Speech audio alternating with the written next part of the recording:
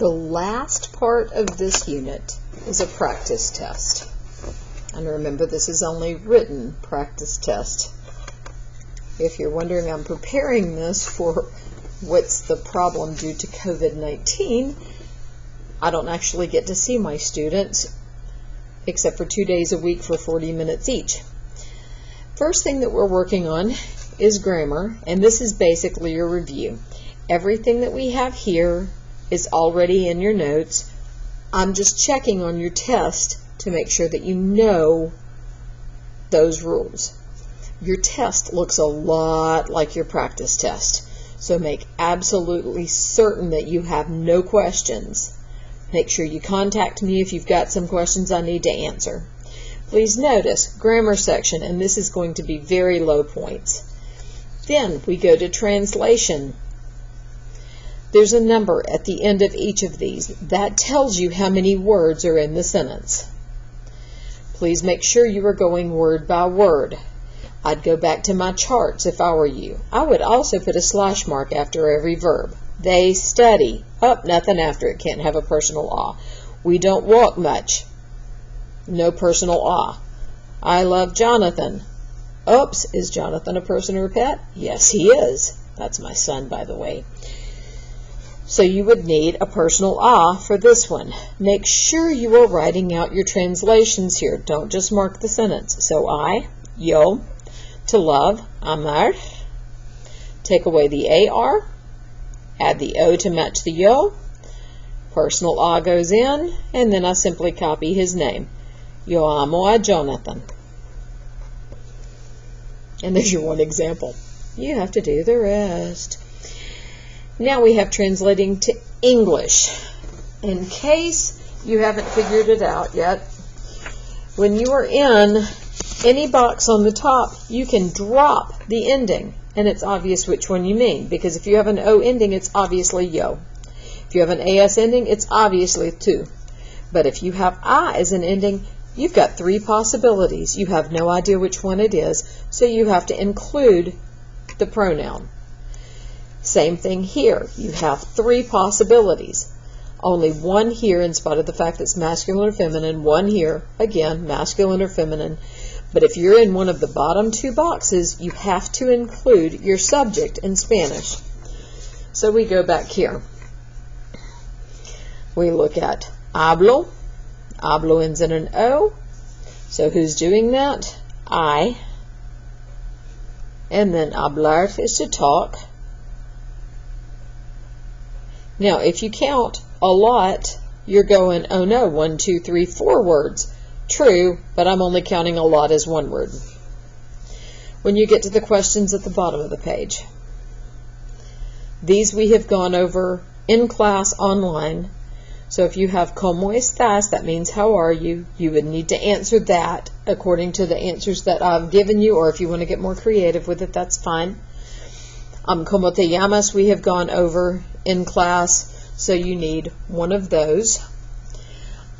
I'm going to hit that right now just to make absolutely certain that you're not lost.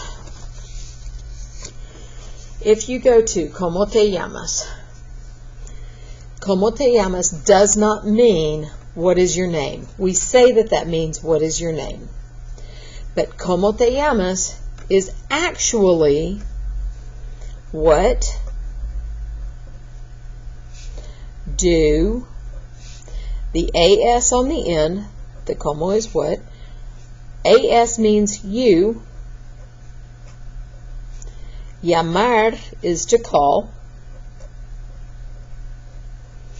And the te means yourself. So you're really saying, what do you call yourself? Want to make it simple? It's what's your name? If you were to ask a Hispanic what their name was, and you're not in a country where they're bilingual, then what you may actually get is a very long name that might confuse you.